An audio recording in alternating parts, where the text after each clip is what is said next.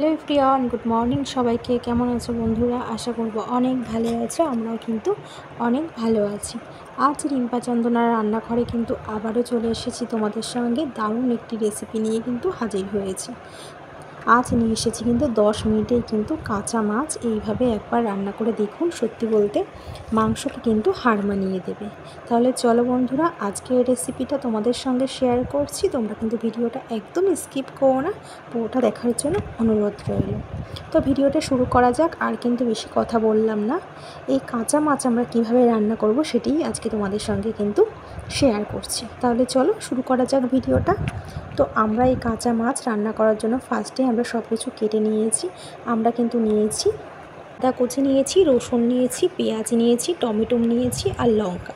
তো সব কিছু কিন্তু আমরা কেটে একটি প্লেটে সাজিয়ে নিয়েছি। আর পেঁয়াজটাকে আমরা ঝিরিঝিরি করে কেটে নিয়েছি। আর এদিকে আমরা কিন্তু রুই মাছ নিয়েছি। রুই মাছের পিসের ওপরে কিন্তু আমরা লেবুর রস মিশিয়ে নেব। রুই মাছটাকে ভালো করে আগে পরিষ্কার করে আমরা ধুয়ে নিয়েছি।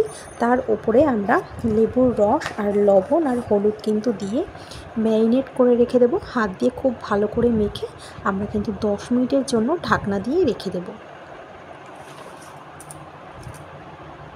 তো দেখো, আমরা কিন্তু হাত দিয়ে খুব ভালো করে মেখে নিয়েছি। এবার 10 মিনিটের জন্য আমরা ঢেকে রাখবো।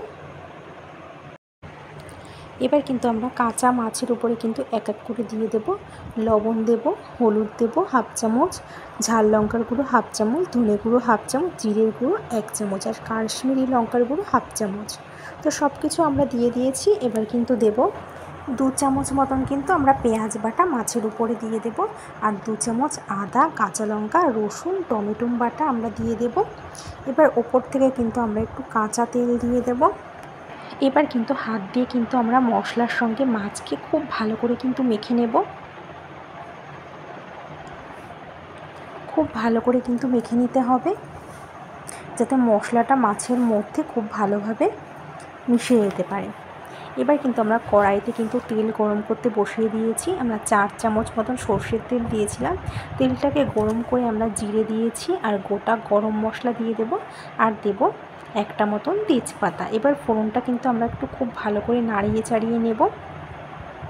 আর এদিকে কিন্তু আমাদের মাছটাও কিন্তু খুব ভালো করে কিন্তু ম্যারিনেট করে নেওয়া হয়ে গেছে।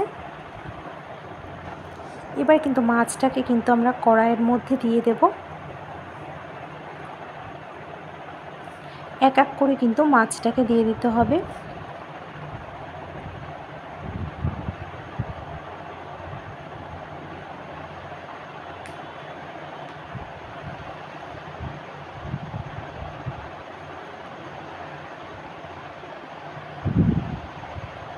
তো দেখো, আমরা কিন্তু মাছটাকে দিয়ে দিয়েছি। মশলা সমেত কিন্তু আমরা দিয়ে দেব।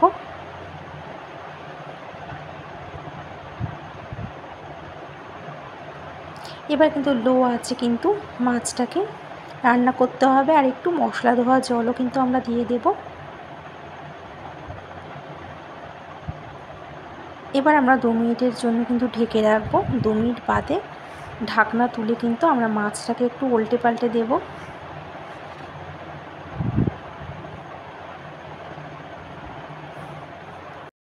আর এটা কিন্তু রান্না করতে হবে লো আছে, হাই আছে কিন্তু একদমই করা যাবে না। তো দেখো, মাছটাকে কিন্তু আমরা একটু উল্টে পাল্টে দিয়েছি।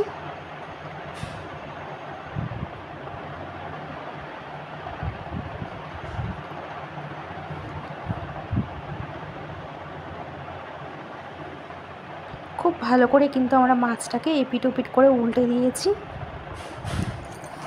এবার কিন্তু আমরা একটু জল দেব। ভালো করে নাড়িয়ে চাড়িয়ে নেওয়ার পর আমরা কিন্তু একটু জল দিয়েছি। জল দিয়ে কিন্তু আমরা আবারও একটু ভালো করে কিন্তু নাড়াচাড়া করে নেব। 2 মিনিট মতন কিন্তু খুব ভালো করে কিন্তু আমরা একটু নাড়িয়ে নেব।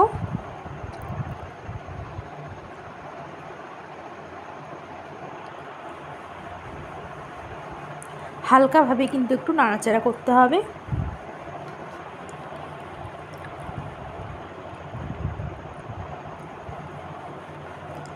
এবার আমরা 2 মিনিটের জন্য ঢাকনা দিয়ে রেখে দেবো। 2 মিনিট বাদে ঢাকনা তুলে আমরা ওপর থেকে একটু ধনেপাতা কুচি ছড়িয়ে দিয়েছি। ধনেপাতা কুচি দিলে কী হয়, স্বাদটা কিন্তু খুব ভালো হয় আর খেতেও কিন্তু বেশ ভালো লাগে। তো আমাদের কিন্তু তৈরি হয়ে গেছে কিন্তু রেসিপিটা। এবার কিন্তু আমরা নামিয়ে ফেলবো হালকাভাবে একটু নাড়াচাড়া করে। আমরা কিন্তু এখানে একটি প্লেটে নামিয়ে ফেলেছি। আজকে এই রেসিপি আমাদের তৈরি হয়ে গেছে 10 মিনিটেই, কিন্তু খুব অল্প সময়ে কাঁচা মাছ এইভাবে রান্না করে খেয়ে দেখুন। সত্যি বলতে খেতে কিন্তু অসাধারণ লাগবে।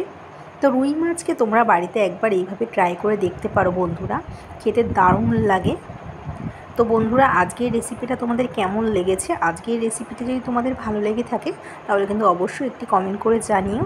তো বন্ধুরা, আজ এই পর্যন্তই। আবার দেখা হবে নেক্সট ভিডিওতে। ততক্ষণ তোমরা সুস্থ থেকো, ভালো থেকো।